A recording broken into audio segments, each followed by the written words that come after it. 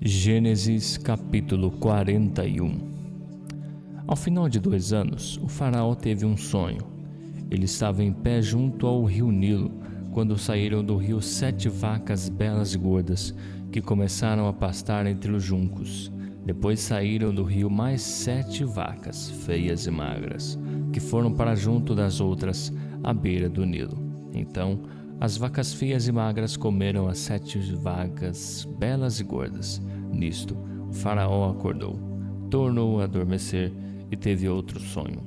7 espigas de milho, graúdas e boas, cresciam no mesmo pé. Depois, brotaram outras 7 espigas, mirradas e ressequidas pelo vento leste. As espigas mirradas engoliram as 7 espigas graúdas e cheias. Então, o faraó acordou. Era um sonho. Pela manhã, perturbado, mandou chamar todos os magos e sábios do Egito e lhes contou os sonhos, mas ninguém foi capaz de interpretá-los. Então, o chefe dos copeiros disse ao faraó: "Hoje me lembro de minhas faltas." Certa vez o faraó ficou irado com os seus 2 servos e mandou prender-me junto com o chefe dos padeiros na casa do capitão da guarda. Certa noite, cada um de nós teve um sonho, e cada sonho tinha uma interpretação. Pois bem, lá havia conosco um jovem hebreu, servo do capitão da guarda. Contamos a ele os nossos sonhos, ele nos interpretou, dando a cada um de nós a interpretação do próprio sonho, e tudo aconteceu conforme ele nos dissera. Eu fui restaurado à minha posição e o outro foi enforcado. O faraó mandou chamar José, que foi trazido depressa do calabouço. Depois de se barbear e trocar de roupa, apresentou-se ao faraó. O faraó disse a José: "Tive um sonho que ninguém consegue interpretar, mas ouvi falar que você, ao ouvir um sonho, é capaz de interpretá-lo." Respondeu-lhe José: "Isso não depende de mim, mas Deus dará ao faraó uma resposta favorável." Então o faraó contou o sonho a José: "Sonhei que estava de pé à beira do Nilo, quando saíram do rio 7 vacas belas e gordas, que começaram a pastar entre os juncos. Depois saíram outras 7 raquíticas, muito feias e magras. Nunca vi vacas tão feias em toda a terra do Egito. As vacas magras e feias comeram as 7 vacas gordas que tinham aparecido primeiro. Mesmo depois de havê-las comido, não parecia que o tivessem feito, pois continuavam tão magras como antes. Então acordei. Depois tive outro sonho. Vi 7 espigas de cereal cheias e boas que cresciam no mesmo pé. Depois delas, brotaram outras 7, murchas e mirradas, ressequidas pelo vento leste. As espigas magras engoliram as 7 espigas boas. Contei isso aos magos, mas ninguém foi capaz de explicá-lo. O faraó teve um único sonho, disse-lhe José. Deus revelou ao faraó o que ele está para fazer. As 7 vacas boas são 7 anos e as 7 espigas boas são também 7 anos. Trata-se de um único sonho. As 7 vacas magras e feias que surgiram depois das outras e as 7 espigas mirradas queimadas pelo vento leste são 7 anos. Serão 7 anos de fome. É exatamente como eu disse ao faraó. Deus mostrou ao faraó aquilo que ele vai fazer. 7 anos de muita fartura estão para vir sobre toda a terra do Egito, mas depois virão 7 anos de fome. Então todo o tempo de fartura será esquecido, pois a fome arruinará a terra. A fome que virá depois será tão rigorosa que o tempo de fartura não será mais lembrado na terra. O sonho veio a Faraó 2 vezes, porque a questão já foi decidida por Deus, que se apressa em realizá-la. Procure agora o faraó, o homem criterioso e sábio, e coloque-o no comando da terra do Egito. O faraó também deve estabelecer supervisores para recolher 1/5 da colheita do Egito durante todos os 7 anos de fartura.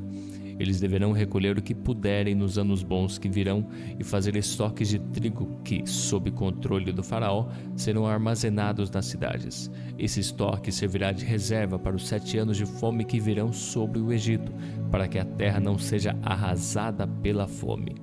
O plano pareceu bom ao faraó e a todos os seus conselheiros.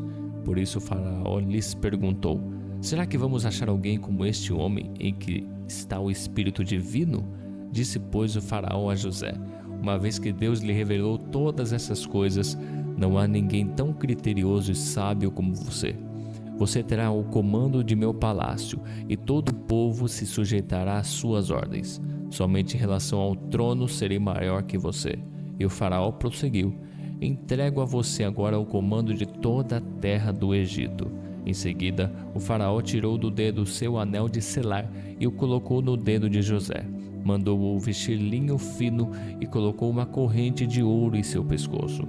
Também o fez subir em sua segunda carruagem real, e à frente os arautos iam gritando: abra um caminho! Assim José foi colocado no comando de toda a terra do Egito. Disse ainda o faraó a José: eu sou o faraó, mas sem a sua palavra ninguém poderá levantar a mão nem o pé em todo o Egito. O faraó deu a José o nome de Zafenate-Paneia, e lhe deu por mulher a Zenate, filha de Potífera, sacerdote de On. Depois José foi inspecionar toda a terra do Egito. José tinha 30 anos de idade quando começou a servir ao faraó, rei do Egito. Ele se ausentou da presença do faraó e foi percorrer todo o Egito. Durante todos os 7 anos de fartura, a terra teve grande produção. José recolheu todo o excedente dos 7 anos de fartura do Egito e o armazenou nas cidades. Em cada cidade, ele armazenava o trigo colhido nas lavouras das redondezas. Assim, José estocou muito trigo como a areia do mar. Tal era a quantidade que ele parou de anotar, porque ia além de toda a medida. Antes dos anos de fome, a Zenate, filha de Potífera, sacerdote de On, deu a José 2 filhos. Ao primeiro, José deu o nome de Manassés, dizendo: Deus me fez esquecer de todo o meu sofrimento, de toda a casa de meu pai. Ao segundo filho chamou Efraim, dizendo: Deus me fez prosperar na terra onde tenho sofrido.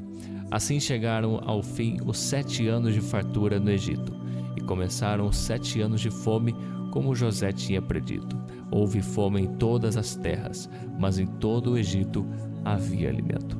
Quando todo o Egito começou a sofrer com a fome, o povo clamou a Faraó por comida, e este respondeu a todos os egípcios: dirijam-se a José e façam tudo o que ele disser.